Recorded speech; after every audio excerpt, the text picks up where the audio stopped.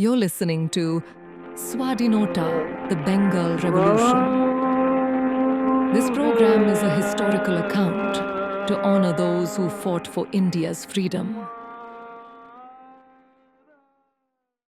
Episode 9. Upset and enraged by the killing of Magistrate Petty, Douglas intensified the level of torture and repression twofold. However, his fear of retaliation grew so severe that he stopped performing his magisterial duties from the courthouse, opting instead to work from the safety of his home.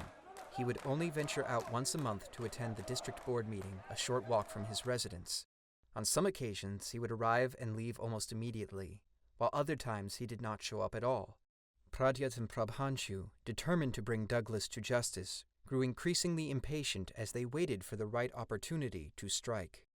Meanwhile, at Hijli Central Jail, located 8 miles from Midnapore town, prisoners had begun a peaceful protest against the poor quality of food, the appalling living conditions in their cells, and the inhumane treatment by the guards. It was Douglas who gave the order to open fire on the unarmed demonstrators, resulting in the deaths of 2 men, Calcutta Sengupta and Santosh Mitra. This brutal act sparked widespread outrage across the state of Bengal, further fueling the flames of resistance against British oppression.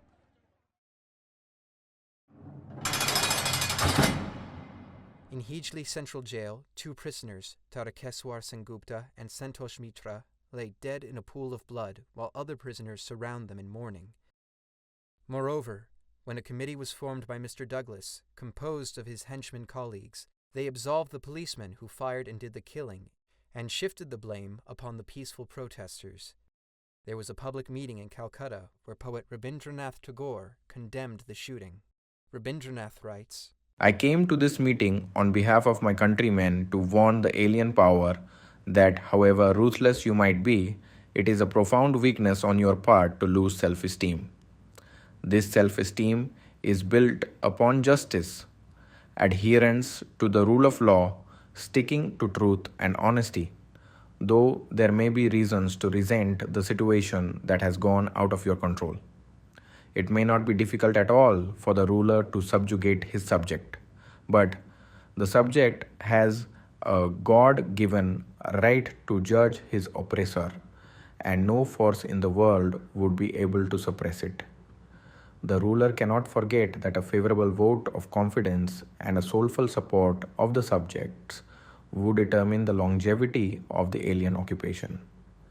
I am not here to stir up emotions using a plethora of powerful words designed to incite counter-violence, but I would remind all assembled that this cowardly event of shooting, killing, and injuring peaceful protesters has raised sky-high the opprobrium and stain-smeared reputation of the ruler, and my full-throated words of condemnation would not rise to the same heights of disgrace and dishonor the oppressor finds itself in. At a closed-door meeting, the members of the Bengal volunteers resolved that Douglas must be eliminated. Pradyot Bhattacharya, a bright young man who had passed high school with top marks, eagerly volunteered for the task. However, despite being a prime target for the revolutionaries, Douglas was notoriously difficult to approach due to his secretive and unpredictable movements. The group's detective bureau eventually uncovered that Douglas would attend a district board meeting on April 30th, 1932, providing a potential opportunity for action. However, a critical mistake by Phony Das would prove disastrous. He forgot to keep the pistol given to him by Supati Roy overnight, which was meant to be handed over to Pradyot. As a result, Pradyot was left with only 1 gun, which unfortunately malfunctioned and would not fire. This blunder significantly jeopardized their carefully laid plans. Prabhangshu disguised himself with a heavy mustache and a pair of glasses borrowed from a drama company. Along with Pradyot, he arrived at the main gate of the district board office. When the guards refused to let them in, despite their claim of being clerks who knew where the files were kept, the 2 young men were forced to rethink their approach. Rebuffed at the entrance, they took the main road, turned right, and made their way to the back side of the building. They climbed over the fence and entered a corridor. At the end of the corridor, they noticed another perpendicular passage leading to the front, where additional sentries were stationed. However, they discovered a back door and quickly slipped inside. There they found Magistrate Douglas presiding over the meeting. Prabhangshu fired 5 bullets at Douglas, who collapsed dead on the spot. Pradyot's weapon unfortunately failed to fire, leaving Prabhangshu to carry out the act alone. Prabhangshu managed to escape, firing shots as he ran. The police chased him but eventually stopped, unwilling to risk their lives. Prabhangshu successfully evaded capture. Meanwhile, the SDO and policemen apprehended Pradyot, as his gun had jammed, and the bullets from his weapon had not been used to kill Douglas. Once in custody, Pradyot was subjected to brutal beatings and torture by the police. He was beaten so severely that he lost consciousness multiple times. Despite the intense physical abuse, Pradyot remained resolute, refusing to betray his comrades or the cause.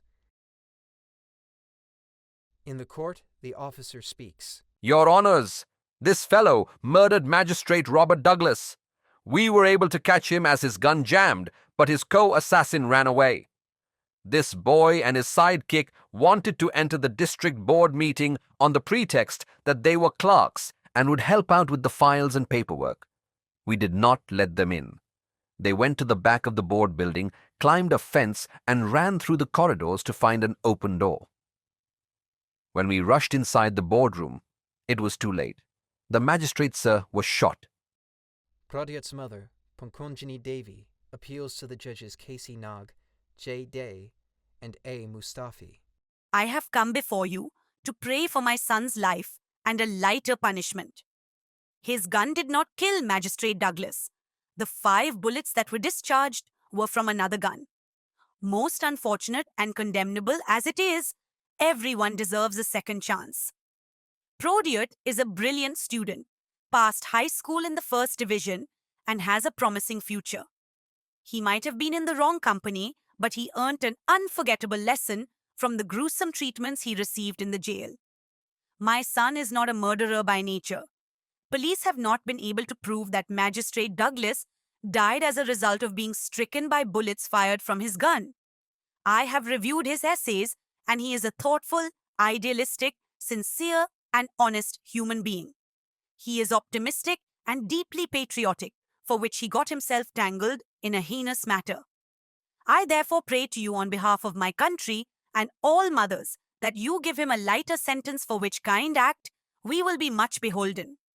It is my fervent request that you do not sentence him to death. I am a widowed mother. I need him to support me for future needs. I offer my respectful bows to all of you. However, Judges Nag and Mustafi sentenced Pradyot to death, Judge Day to 12 years imprisonment. At the High Court, the appeal to commute the death sentence of Pradyot was rejected. The jailer and guards arrived at the cell of Pradyot on 12th January 1933 and found he was reading from the Gita.